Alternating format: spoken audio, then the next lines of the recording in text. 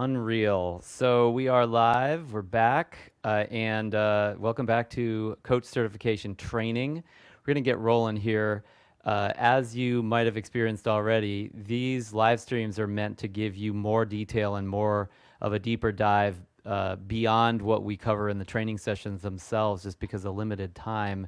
So today, it will, of course, as always, be no different. And this week, week 3, we're in day 2 now of week 3, is where we focus on assessments, or what I call the assessment coaching discipline.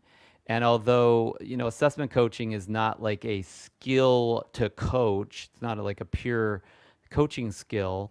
In a way, it is an acquired ability that will add to your coaching.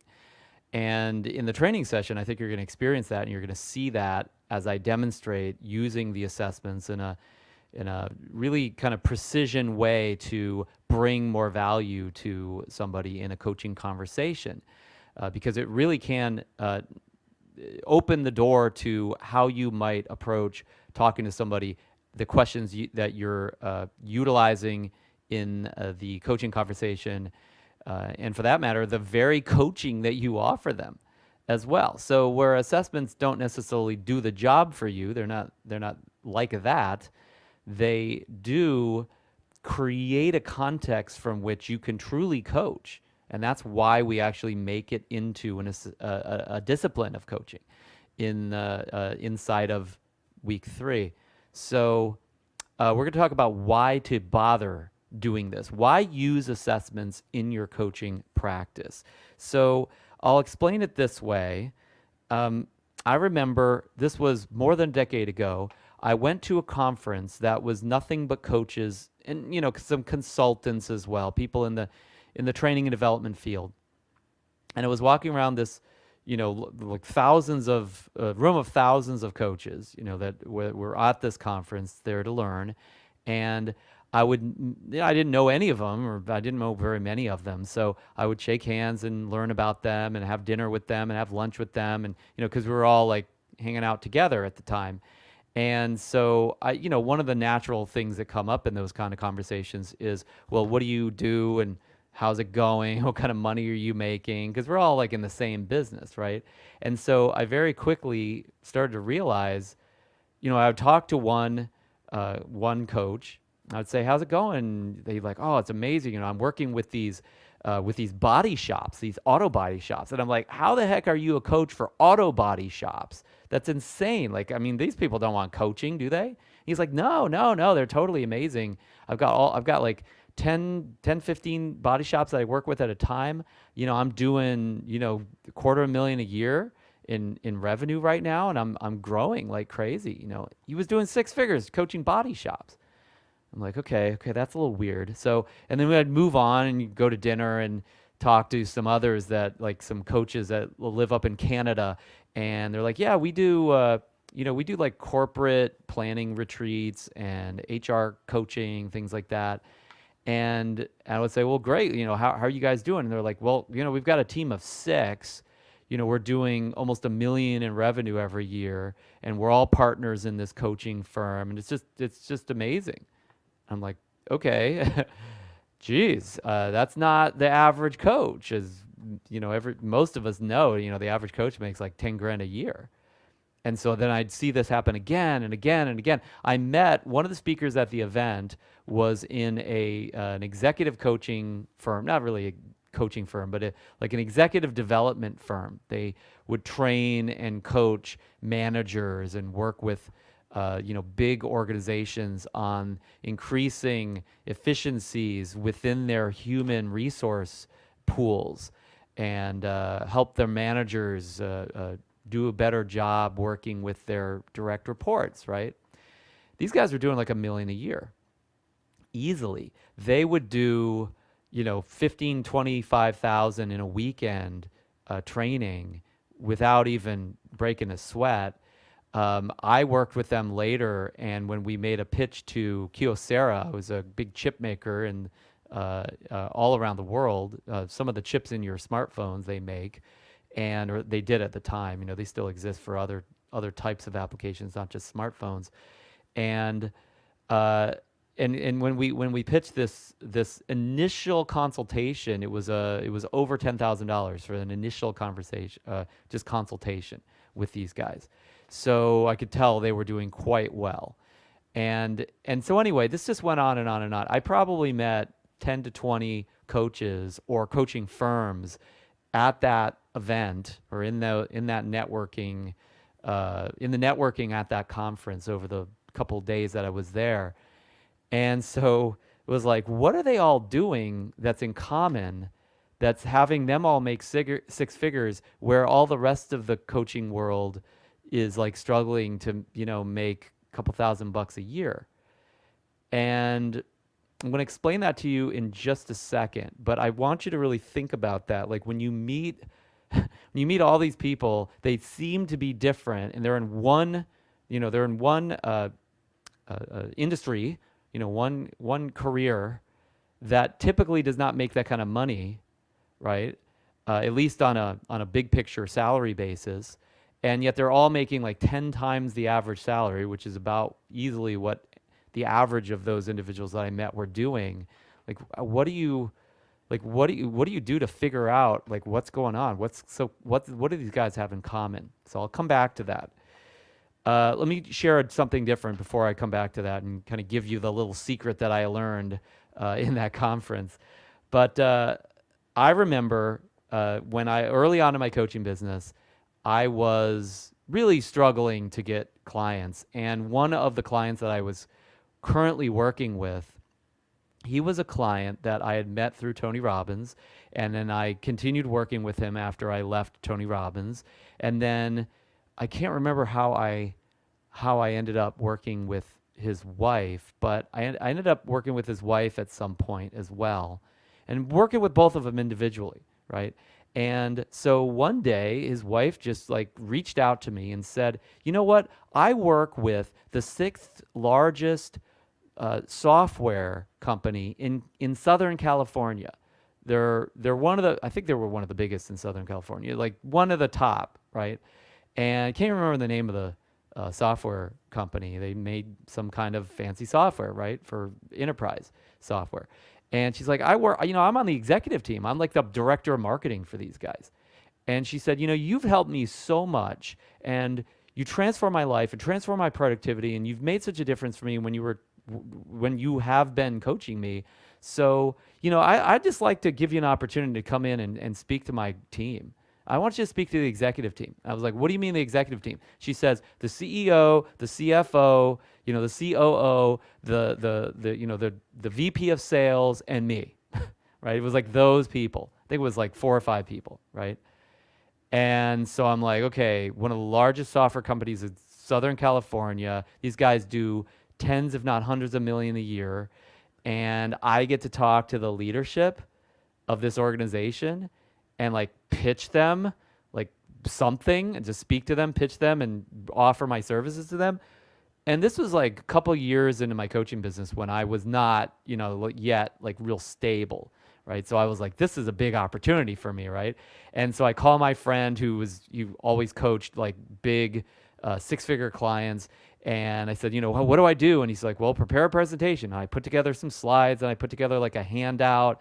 And I had all these things from like, I had stolen from like Peter Drucker and Tom Peters and all these people at the time that were kind of the popular luminaries like 20 years ago.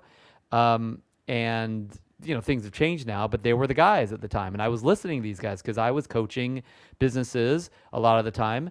And I was also trying to run my own business successfully. So I was trying to understand what makes all this tick. And so I was really inspired by these guys, and I put it all in a presentation. And I bring my friend for some like moral support, because I'm not used to like presenting, much less pitching to captains of industry, right? So me and my coaching friend come to this presentation. He's like, "Are you ready?" And in Tony Robbins, it was all about mindset, right? Like getting into the right state. And I prepared my state of mind, and I thought I was ready for anything. I was just cool as a cucumber, no problem. I was ready to just crush it in my presentation. And so I walked into this presentation, and all the executives come in, and me and my friend are sitting there and everything, and we're trying to act like real professional. And I said, great, so here, and I had these really nicely prepared folders that were inside of which was the information. And so I said, okay, I'm going to begin. And I started talking through the presentation. And the CFO comes in late. He sits down and he opens the folder, and I'm on like the first or second frame of first or second part of the handout. And he grabs the folder, he yanks the stuff out of the folder, he just leafs through all of it like in about 10 seconds. And I'm like looking at him like, oh my God, now what do I, like, am I getting any attention from this guy at all? I mean, he's going to totally disrupt the presentation. But I try to keep going because I'm in a decent state of mind, right? And I keep going. And a couple people ask a question or two. We're like, 5-10 minutes in. And suddenly the sales manager starts arguing with the CEO, right? Just starts arguing with the CEO about things. Something I know nothing about. Like obviously it's some internal fighting in the organization or some personal thing. And they start going back and forth, arguing, right? And I'm like looking at my friend like, now what do I do? It's supposed to be a presentation and this executive team is like fighting amongst themselves. And my friend is like, Jeff, fucking do something, this is your presentation, you're supposed to be running the show. I was no longer in a good state of mind at this point, right? Like I had done all my Tony Robbins stuff, and all of a sudden I'm like, this has never happened to me before, what do I do? And then finally I kind of get them to stop arguing with each other and pay some attention, and I kind of try and reassure them, and I try to kind of resume my presentation, right? And about a minute into the resuming of the presentation, the CFO looks at me, he looks at everybody, he says, this is not for me. And he just gets up and leaves. And I just stand up and I'm trying to be all polite and everything. And obviously, like I'm sure I came off like a total rookie, which I was at the time. And he's out of there, and I finish my presentation, and we limp out of the boardroom. And the lady that invited me, this VP of marketing director, came out and kind of patted us on the back and said, thanks for coming in. And she was just trying to be nice, basically. She's like, I'll talk to the CEO, see if we could do something. And then so we left, and obviously we like debriefed, and I'm sure I learned a lot from it at the time, beyond just like being through a traumatic pitch experience, Actually, eventually, I ended up working with the CEO later on, but certainly not because of that presentation.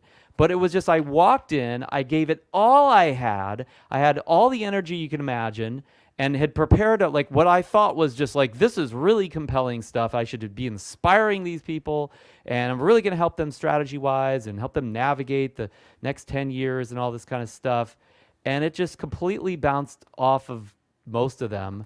And it was like a total waste. It was barely better than if I hadn't gone, right?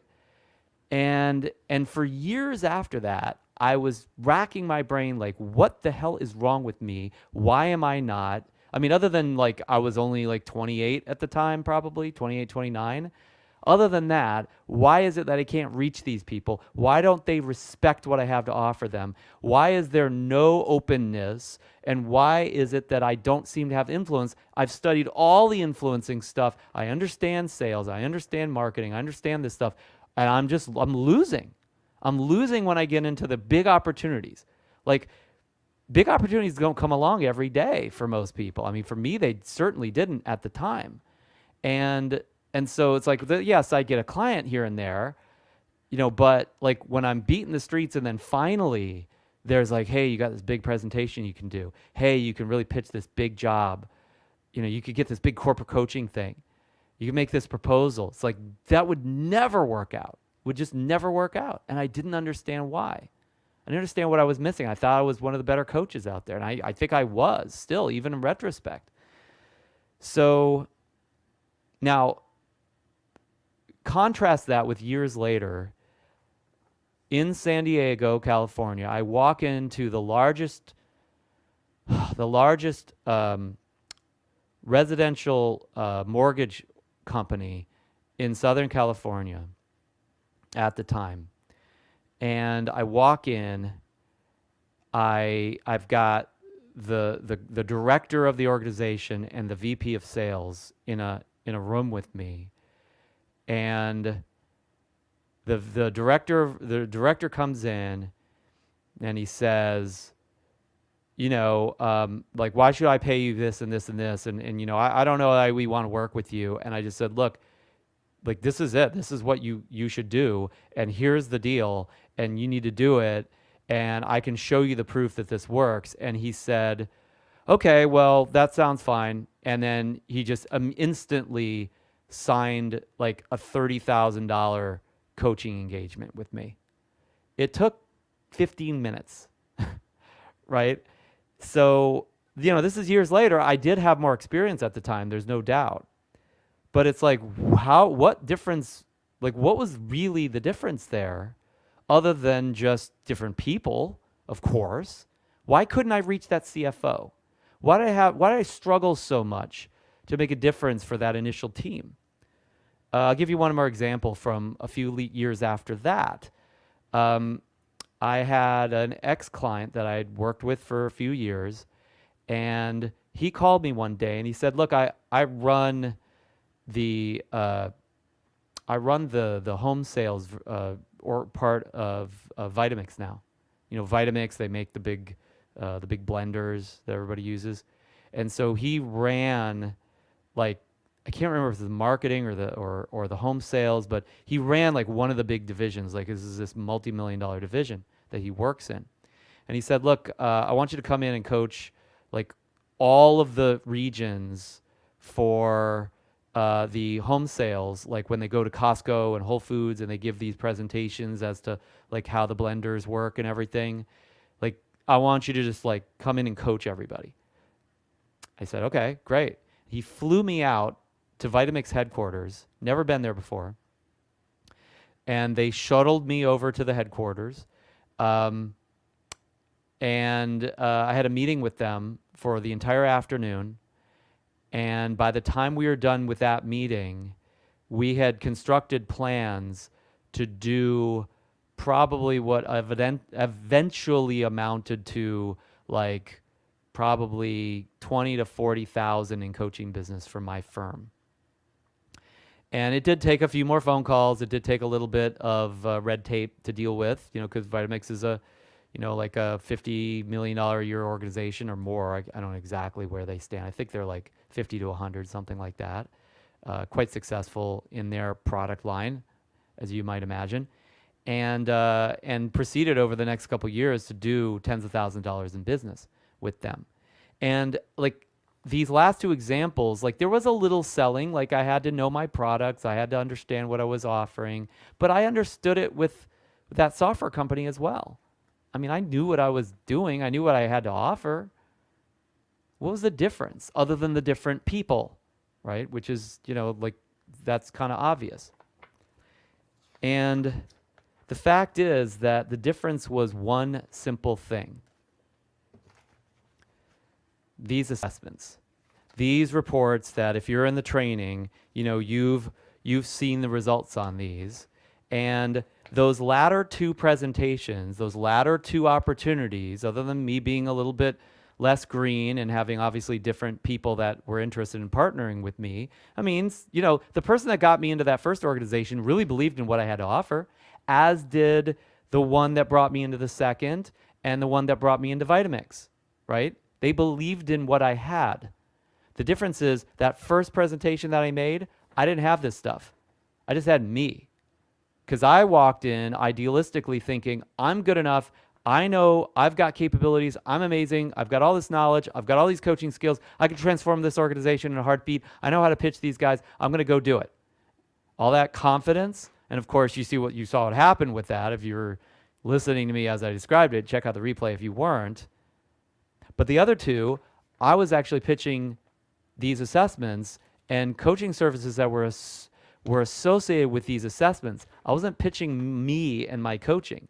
I'm not saying these guys didn't believe in what I had to offer myself, but that wasn't the main value proposition that I was offering. So the difference between basically nothing, like I made a few $100, I think, coaching that CEO for like a month. Difference between that and doing tens of thousands of dollars in business with some of the largest organizations on the planet. without even trying that much. I mean, I'm not a corporate pitch man, right? I mean, do I understand sales to some extent? Yes, of course. I train in sales in some very successful organizations, right? But I am not a salesperson, so to speak. I mean, I could certainly pitch something, right? But the point is that made all the difference in the world. So the thing is that I think coaches make this mistake, and I just want to lay it on you really clearly. Don't be left out in the cold as a coach with all the other kind of new age coaches that believe too much in themselves, I hate to say. Now, obviously some coaches don't. Some coaches like, I don't have what it takes. I'm talking about the coaches that are already out there, like really like trying to get business, trying to get clients. Don't be left out with the rest of the new age coaches that make very unconvincing claims because they really have no tools. They have to use themselves as a tool. And although I believe in you and I believe in those people, you need more than just you. That's just the way it works. So I'll give you an example of this. This is a little bit of a visual that I hope will help you kind of make the comparison that is needed as a coach. Because us coaches, we seem to act like we're like the Messiah, right? We act like we got all the answers, like everything we need is within us, right? I mean, that's the old affirmation that Tony Robbins used to teach, is like, all I need is within me now, right? I mean, it's nice, but it doesn't work in business. 9 times out of 10, it does not work. So I'll give you this example. I'm oversimplifying here, but imagine you're about to go into surgery because you need surgery and you need a doctor to perform it, obviously. You know that you need somebody who's good. So you've got this doctor here, as you might imagine. You go to see this doctor, looks very professional, and the doctor says, look, you need this surgery, and I'm gonna, put you under anesthetic, and we're gonna make sure that you're set up and ready to go, and then we're gonna wheel you into the operating room. And I'm gonna check you out beforehand with like this tool and this tool, and then when we're operating, we're gonna use like this tool and this tool and this tool, to make sure we do a good job. And so you lay down on the operating table, and they're putting the gas on you, and the doctor says, okay, hand me the 6, 9, 10 scalpel and the pressure thing, and he's adjusting all the knobs and everything, and you're like, okay, this seems like it's normal, right? Like that would be the experience you would expect from a doctor if you're going to go get into surgery or do some important procedure on your life, right? Now, let's think about a comparable situation. Let's say you went to this doctor here. Now, although this doctor is a little smaller and not quite as shapely, still dressed well and seems like a credible fellow, right? How would you feel if that surgeon that you're thinking about going to, if your surgeon said to you, like, I'm going to do this surgery, how do you do it? What kind of tools are you going to use? Like, what do you have available to do this surgery? What is the technology, right, doc? He said, no, I don't need anything. I don't need any tools because I have intuition. Like, I have this innate power within me to do surgery on you with no tools. I don't need any of this stuff, right? That's for people that want to put something between them and you. Me, I'm all about being close to you and just having that intimate connection between you, the patient, and me, the doctor. And so I don't need any tools. I use my hands in surgery. By the way, if you've ever seen like on the old the talk shows and things, they'll talk about faith healers, and they've got somebody on the table, and they say they're going to do surgery, and so they take their hand and they do this like kind of fake. They act like they're putting their hand inside of somebody, and then they grab some like chicken blood and they throw it out there, and then they pull out like this piece of chicken, and they say, "This is your spleen." I mean, it's comical, right? And we laugh at that doctor like they're a quack or a wacko. And yet as coaches, that's who we show up as without any tools. And I'm not saying this doctor might have some kind of method. I'm not talking about a method. I'm not talking about your 3-step system, right? Like everybody's got one of those. That's good marketing. And I'm not saying don't have that. It's good to have a system too. It's good to have a platform. But that's not what I'm talking. Like, tools are things that are divorced from you. They're not just things that you came out of your head. Like, can you imagine if that doctor said, well, I've got something I use. It's like this stick, and I just picked it up off the ground one day and I polished it off, and I sharpened one end, and it's my special tool that I made up. You've like run out of that doctor's office so fast, right? That's what we're doing as coaches. It's just insane. So now, by the way, some of these tools look like forks and spoons. Obviously that would probably be pretty disconcerting, but that's my fault as a writer, as an artist here.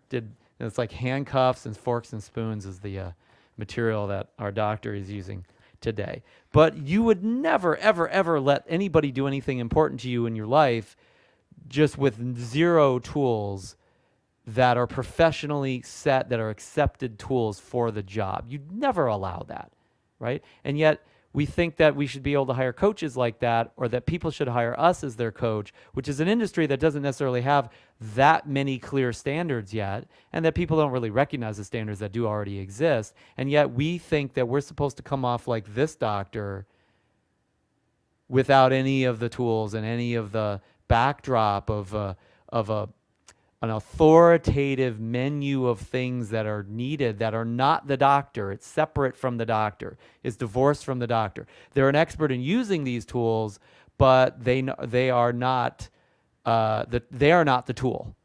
Okay. Now, yes, to some extent they're the tool as well. They have to have the skills, etc. But they've got other things that they've used that really work, and they're proven to work, and they've worked for millions of people, if not at least hundreds of thousands of people. The drug, the stethoscope, the scalpel, you get the idea. This is us. This is me when I'm competing with you for the job, when I have the right tools. So in this case, what I'm talking about is this assessment becomes your scalpel. This assessment becomes your stethoscope. Not just because it's one way to discover something about a client. Yes, you can ask, but so do the doctors. Doctors diagnose, right? They ask questions. They check in with you. They discuss things. But they also have tools that can give them even more information beyond what somebody complains about or discusses again, right? So you can do that too. You can discuss things and ask questions and use your intuition and all those things. And you have some tools that and I know have been used with some of the largest organizations on the planet, that are accepted, that are proven statistically accurate. Like, we have all that stuff to back up the tool. So then all of a sudden you're like this doctor. So these assessments are like that. And you can't expect to have a great business without some tools. And you don't have to use assessments, you can use other tools. But I'm just telling you, like, that's one of the few tools that coaches have available to them that really do gain acceptance from our customers, from our clients. So assessments are like this. Another way of looking at it, assessments are like X-ray glasses for us as coaches. They're like these X-ray glasses for your coaching practice. They accelerate your coaching results. Because if you, yes, you can kind of feel the hand and try to work everything out, but these X-ray glasses let you see, if you're like a doctor, exactly which bone is broken.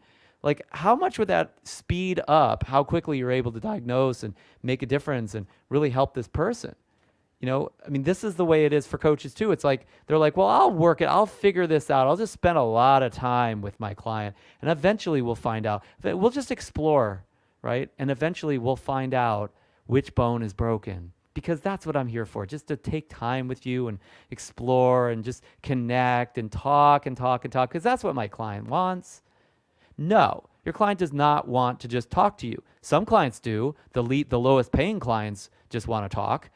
The clients that won't get any results just want to talk because they're talkers. They're talkers rather than doers, as it says up there. But if you can just get the X-ray glasses and see which bone is broken and get to the, really get to the solution, like, all of a sudden you can do something so much faster. You can accelerate your coaching. So these assessments, they accelerate your coaching results. They market your expertise. We'll cover how that works in a second. And in a way, they make you into, at least in your client's eyes, they make you into an overnight professional. They can also generate passive income in the meantime. So that conference that I mentioned a little while ago with all those six-figure coaches, you know what they were all doing? They were all using this tool. They were all using this particular scalpel. And they were using it with some of the biggest organizations on the planet. They were using it with individuals. They were using it with small businesses. They were using this tool. It wasn't just because they were good coaches. In fact, a lot of them were crappy coaches. I could tell. And then I experienced that later on. I was a better coach than probably 80% of them. But didn't help me in that presentation with that software company.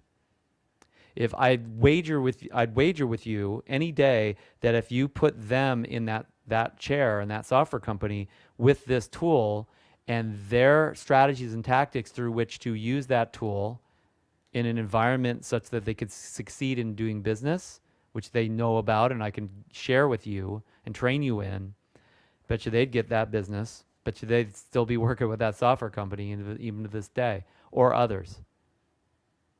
So that tool made a gigantic, gigantic difference for them. A little bit more on this. I'm going to actually put this in a tag later on. I believe it's in the description right now. But I actually have done another video, separate video on using assessments in coaching with best-selling author Tony Alessandra. We actually use Tony's tools currently. And if you check out the tag, it's like 37 minutes in right now, then you can check out that video. Don't do it now, do it later. But I'll also put in the comments at the end of this video. So besides that, though, let's go through some of these uses of assessments and why you'd want to use these assessments in your practice. So first of all, in all types of coaching practices, these are categorical down here, but up here, this is in any practice, you can use the assessment as a freebie, as a giveaway. So you gift it to a prospective coaching client and then use that freebie as a way to attract them to do a session with you, a consult, a discovery session, strategy session, free coaching session. And then those individuals, because they're curious about what you know about their assessment results, will chances are actually sign up for that. And then you have a chance to have a real serious lead where you've also cultivated a level of authority and credibility with them because you're using a tool that they believe in and that they're interested in, to actually leverage that as a tool, like a doctor with a stethoscope or an x-ray in that complimentary coaching session. Make sense?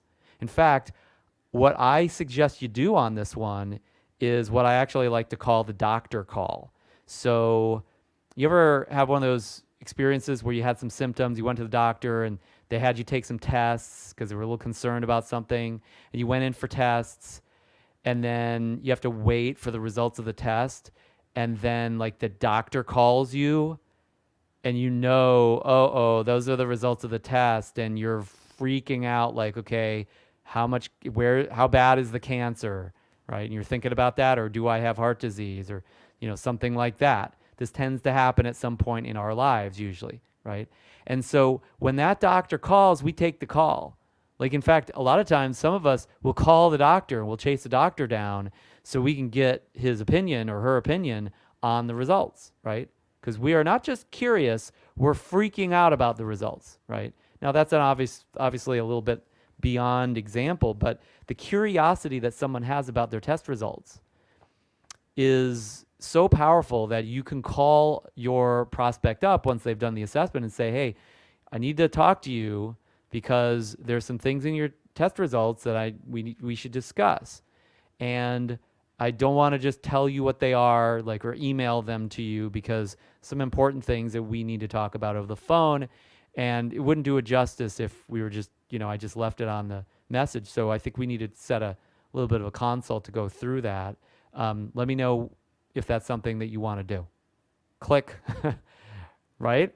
So that is, now again, they're probably not thinking it's life and death, so you don't have that going for you there, but the curiosity and the concern that they may have based upon what the results actually are will bring them back to you. It's the easiest prospect to bring in to a real relationship and to get to the point where you can actually start adding value to them. So it's like the doctor call, and you debrief them on the results and you give them value via that, and then you can perpetuate the relationship because you've already added a lot of value and they believe in what you can provide for them or their team or whatever. Make sense? So that would be like the freebie. You can also use this as part of the intake package.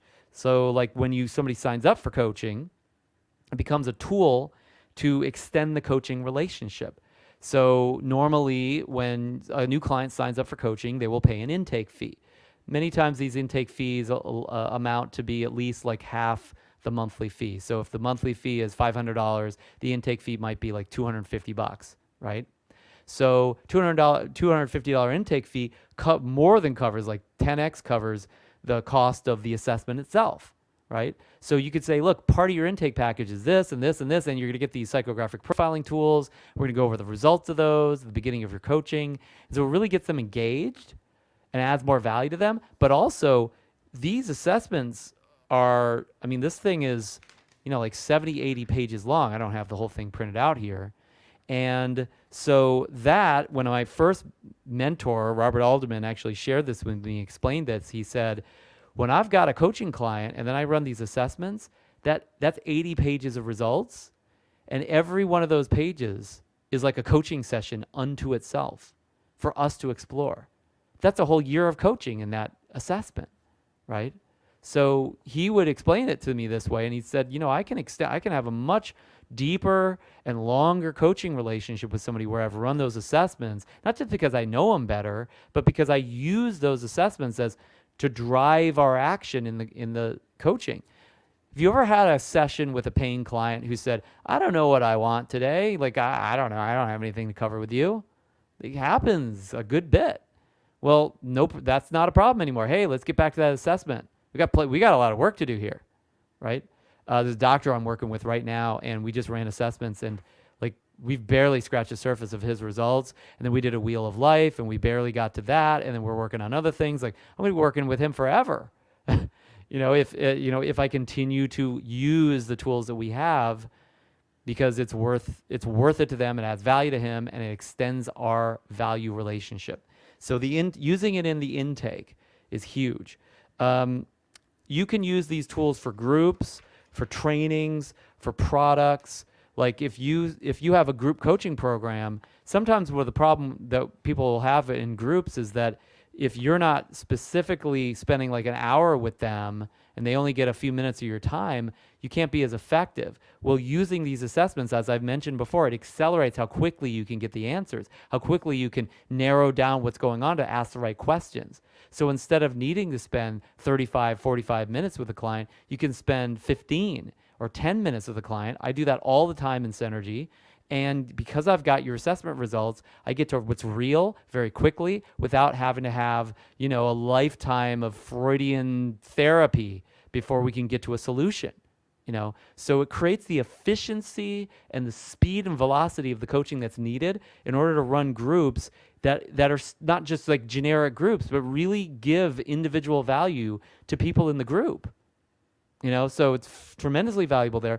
There are entire trainings that we have, models of trainings and slide decks that you can utilize for trainings, and workbooks that you can utilize for trainings that are geared towards these assessment results. Just one of the results in one of those sets of assessments can provide an entire day-long training for a group, whether it's individuals or corporations or whatever. So training revenue can come from this, and products can be set up and catering towards customizing the use of the product towards an assessment. I'm going through a program right now where I took an assessment and then I bought a program that's all about like personal branding, and it used the results of the assessment, basically like a DISC assessment, to trigger certain words that I need to select from for my personal brand. Nobody's coaching me through this. And yet I'm able to just take like $100 product and get thousands of dollars worth of like personalized like branding consultant results as just through taking an assessment along with the program or taking an assessment along with the product, right? Nobody did any there was no human labor involved in that. It's amazing. So can you imagine being able to not just coach people one-on-one and coach them very intimately and extend the coaching relationship, but could you imagine actually having a practice that has multiple streams of passive coaching income from people buying the assessment from you, which you can leverage passive income with that, or people doing like a program, a group training, or a product with you that maybe doesn't take a lot of your time or any of your time, but because they took this assessment and you got paid for the assessment, you got paid for the program or the product, and they go off and they get value while you sleep, where your coaching lives beyond you. It has another life. That's what's possible out of using assessments in your practice, and tailoring them to this kind of like high efficiency output. So that's generic. Like this would be in any niche. You can do those elements. Let's talk about where you might use these in business now. So first of all, consults. So you can run these assessments on a business, let's say on the executive team or on, that's what I should have done in that software company, run them on the executive team. Then that CFO would be like, this is worth my time. I want to understand this. I would have reached him had I actually done that at the point. But I just didn't know any better. I didn't understand the use of that. I was too idealistic at the time. I was too new agey at the time. I had my ego to protect, that I believed that it was all it took to produce results was me. And I didn't need a scalpel as a doctor. I just needed good old me. I was wrong. Okay. But walking into a business, even before they like hire you majorly, like maybe they just pay for the assessments or something, and you walk in and you run assessments and you can get the heartbeat of the human resource experience of that company, the blind spots in that company, the strengths in that company, just by running these assessments. You can walk in and do a business assessment of the human aspect of that business just by running these assessments and getting paid to do a consult. Basically what I would call an assessment of the business. Through that assessment, you can then offer, hey, these are the solutions you guys need based upon what we have in the assessment. And of course, they're going to buy into your assessment results because they were done by empirically validated Fortune 500 used assessment tools, right? So they're like, yeah, this must be true because that's what the assessments say. They don't have to disagree with you because it's not about you. It's about the assessment results. I remember, you remember that $1 million consulting firm I was talking about that I worked with for a while? And we pitched Kyocera. Well, he used to tell me, when we do this business assessment and we take the statistical results, all the 360s and the DISC and the values results that we have, we present them, we present our findings to the executives, and then some of the executives will always say like, that's not true. It's, this is all BS, we don't agree. It's different, right? Because, it's politics and people are like afraid and they don't want to like look responsible for any of this stuff. And he'll always calmly, he just told me this. He said, Jeff, all I do is I calmly say, you know what? I appreciate your point of view, but this isn't me telling you this. This isn't just my opinion. Those are the answers that your people put on our assessments.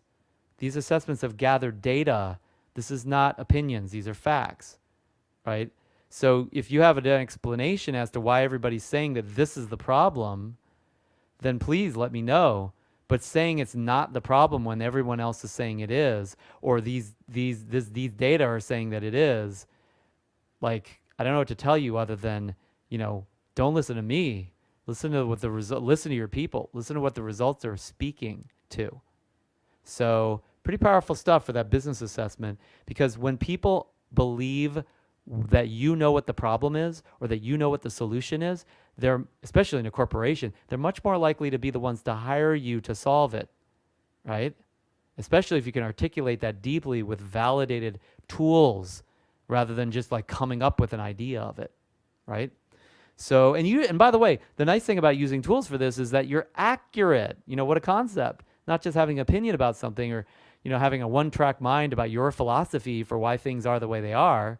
It's like your chakras aren't aligned. That's why your business sucks. It's like, well, maybe somebody will buy into that, but That opinion may not be the best basis for every single consult that you do with every single business, right?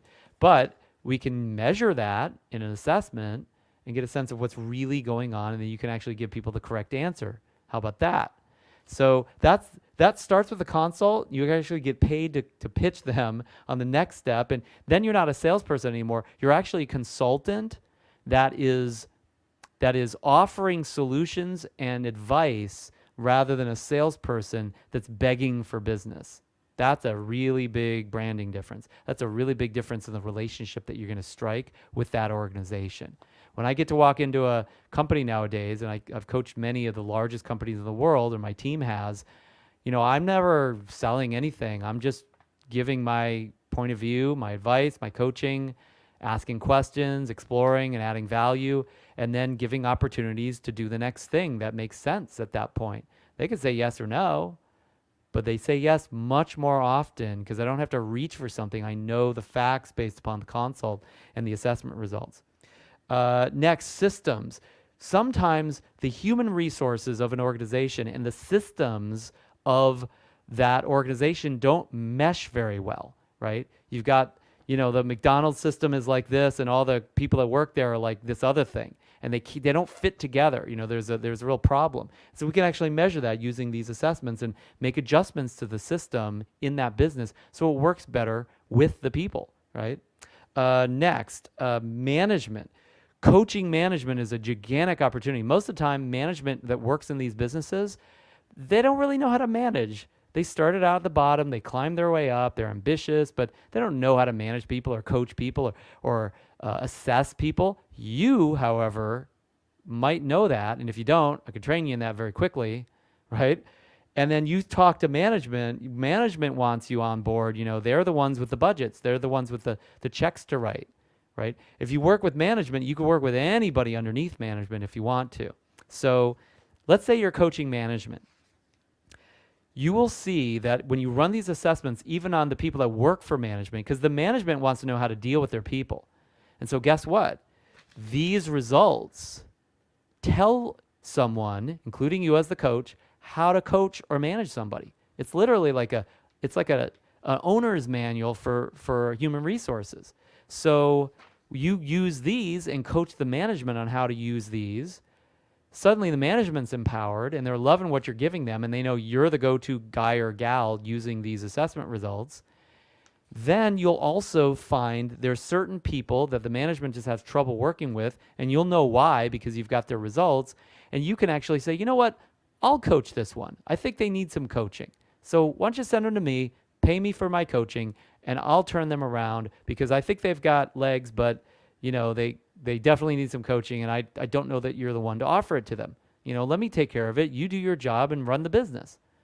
How excited do you think management will be when you can take that really bitchy management job off their hand?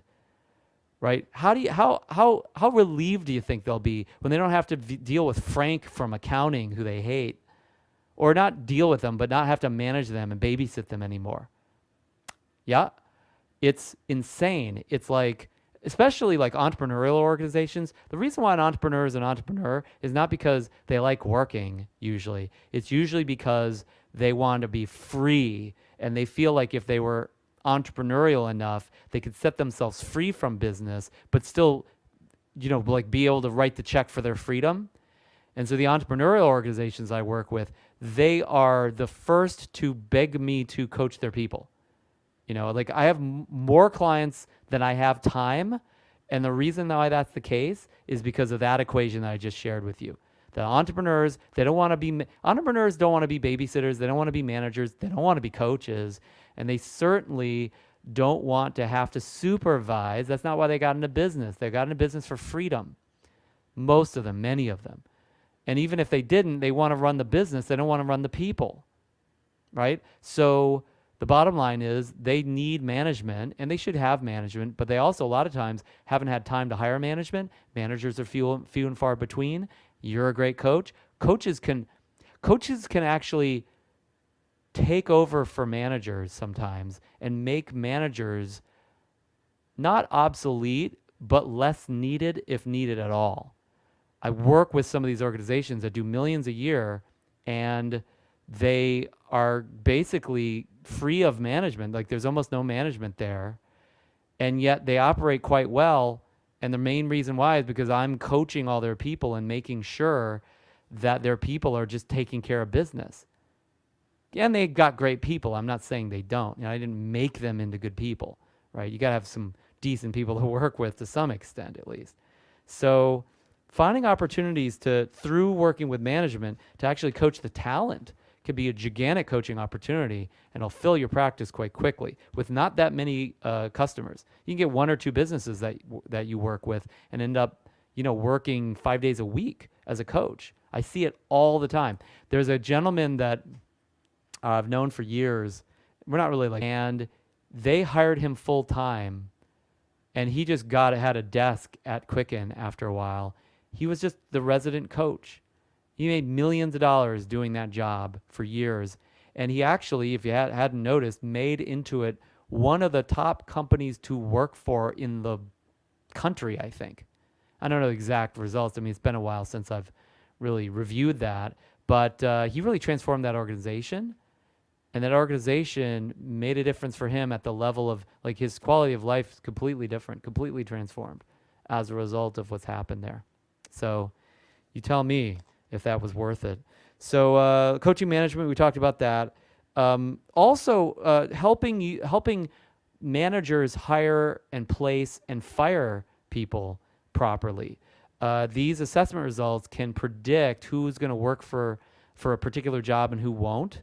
And managers have no clue who to hire. They really don't. I mean, they know what the skills are that they need, but there's more than skills that are needed for a decent job being done. So these assessments tell us a lot more than just somebody's hard skills. They tell us their tendencies, their values, whether they're a good fit for the culture of the company, and on and on and on. So I use these in hiring and placement applications all the time with my customers, my clients, and it's not always customers that I coach. Sometimes I just use these tools, and it creates passive income for me every single month because they're constantly recruiting and trying to grow the business via getting good people on board to take over the jobs for the entrepreneurs, as I mentioned. So hiring and placement is a gigantic opportunity. And here's where the opportunity is. If you get over like 15, 25 million a year as an organization, the companies that are good at recruiting and the companies that are good at like making good human resource consulting opportunities for themselves, they will come find you. You get big enough, these consultants come and knock on your door. They're going to be after you. Okay, because there's just not a lot of, 20, 30, $50 million companies out there. There's not. They're few and far between. So the companies that offer really high-level HR consulting, they're all over. They know who you are by the time you're that big. Okay.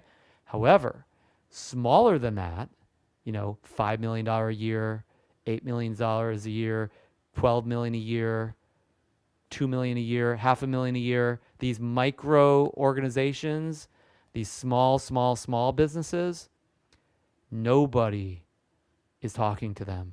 No one is helping them with their human resources. You know how I know? Because I've talked to them. And in the conversations I've had, I say, what assessments are you using? I actually asked Vitamix this question. And Vitamix is much bigger than that. What assessments are you guys using for your hiring practices? Oh, we don't use any. I'm like, you insane?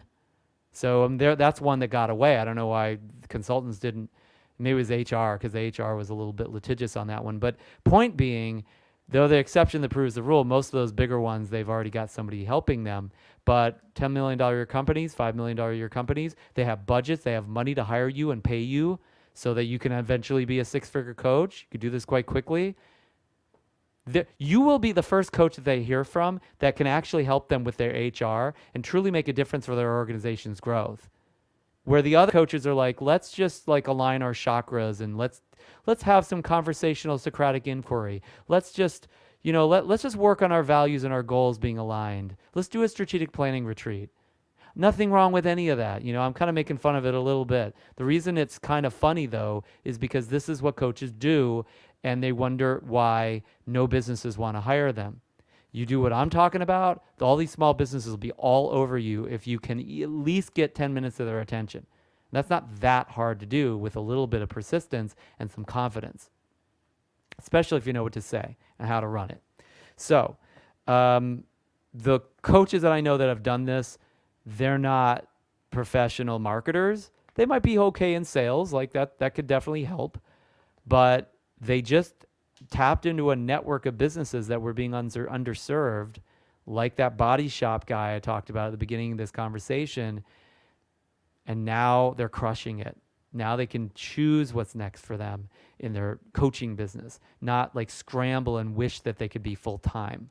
That is not the problem they're dealing with. So hiring and placement, huge passive income opportunity. Also, that leads to coaching new hires. Like they bring a new hire on and you look at their assessment results and you say, well, this one, they're probably not the best for sales because their D is a little low and their economic is just barely above the national mean. If you really want them to sell for you, I'd suggest that you give them 6 months of coaching with me because I think I can get them up to snuff potentially. Like that's just free. That's like not free, but it's cheap insurance for your customer. Like they're going to hire you in an instant because they know you know what you're talking about. I mean, don't use this, in an illegitimate way, in an unethical way. Like tell them the truth.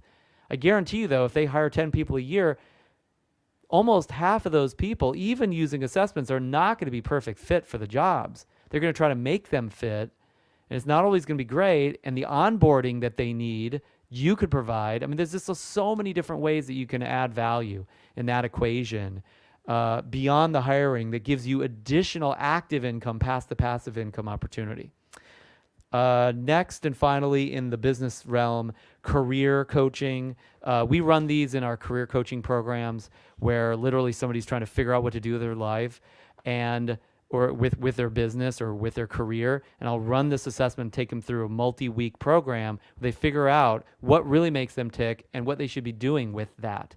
It's a tremendously successful program. It always helps. It always works. Also, just for like in the human resource realm, bigger organizations are always worried about succession. Like this leader is 68. They're not going to be working for us forever. Who's after them? And we can run these assessments and do some coaching and work with management on who's succeeding who. That's one of the biggest opportunities for executive coaching on the planet.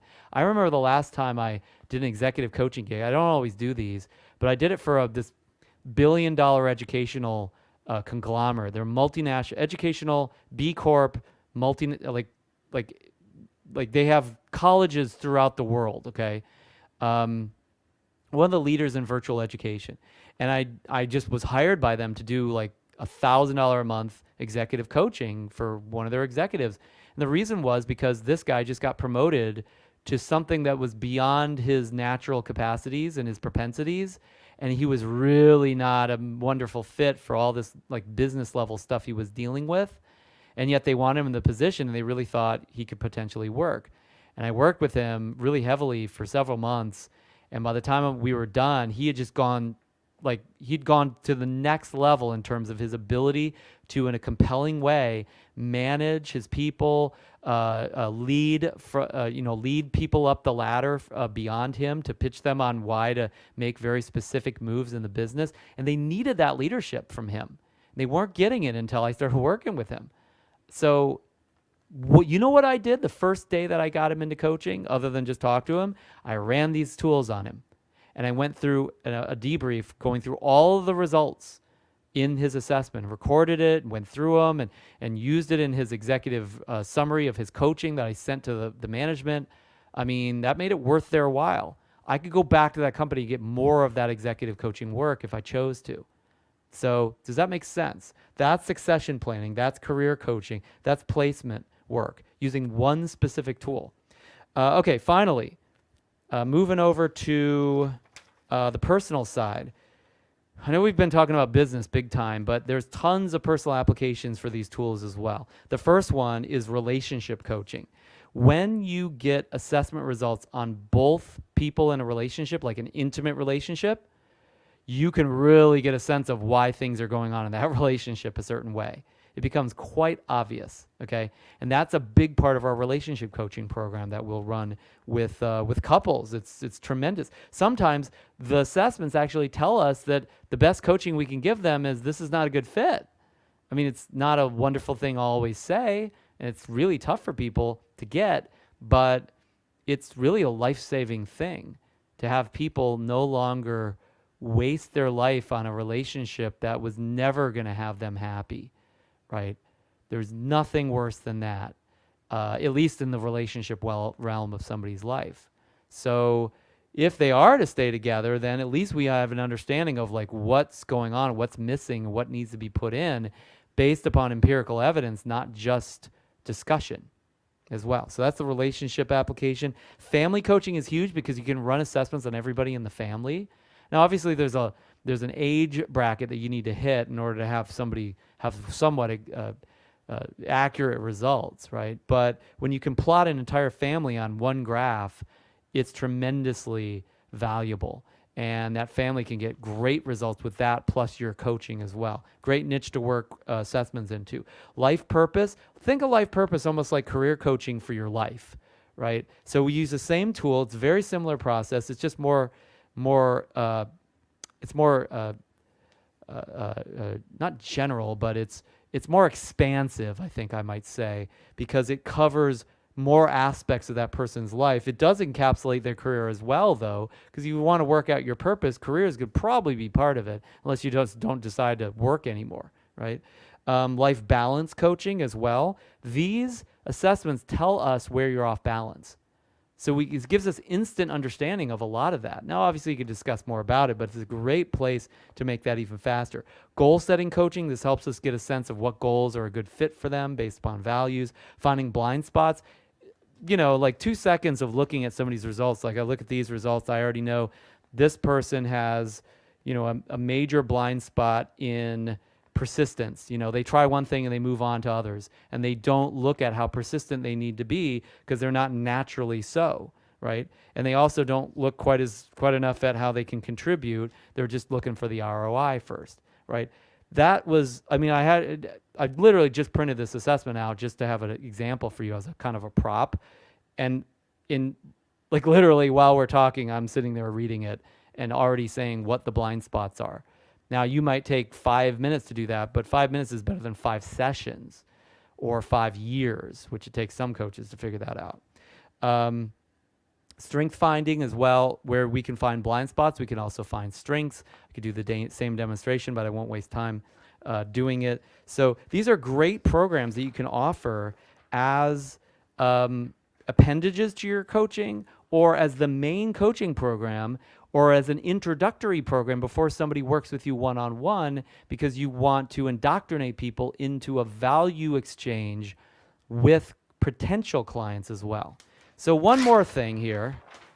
We all know that there's something special about you as a coach, right? We already know you've got some amazing innate kind of aspects of your spirit, of your skills, of your strengths, of your personality that means something, and you want to bring that to the table as a coach. That's what makes you special. Just like the Apple brand, as we know, has something that's special about Apple, right? There's something special about Apple. We might not say the same thing about like Microsoft, right? But Apple, it's unique. It has its own advantages, right? That we perceived even if we're not like customers of the products. So people might say what makes Apple special is innovation, right? It's the brand kind of stands for innovation in a way. Or it's sexy. It's like, I like how sexy they are. It's like they're so cool. I feel cool when I use their stuff. Or inclusion. Like we know that they have, all of these ways to include like people that are hearing impaired, let's say, or visually impaired. Like they have all those accessibility options that they provide. And they want to make sure, even beyond the way the products roll out, they want to make sure that, people feel like they really care about everybody equally. They're inclusive. Intuitive, like the products seem intuitive, right? Like they want to make things easy and intuitive. They want to support creativity. Like Microsoft doesn't really stand for creativity, right? But Apple stands for creativity.